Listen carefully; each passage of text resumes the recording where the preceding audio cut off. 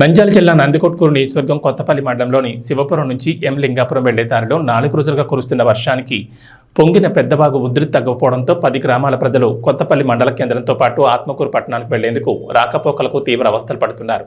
అత్యవసరమైన వారిని ట్రాక్టర్ల సహాయంతో ఒడ్డుకు చేరుస్తున్నారు. 3 రోజులుగా ఆ గ్రామాలకు రాకపోకలు ఆగిపోవడంతో నిత్యావసర సరుకులు తెచ్చుకునేందుకు ప్రజలు ఇబ్బందులు పడుతున్నారు. ఇప్పటికైనా అధికారులు స్పందించి పెద్ద విధులేరు వాగు బ్రిడ్జి నిర్మాణం చేపట్టాలని పలు గ్రామాల ప్రజలు కోరుతున్నారు.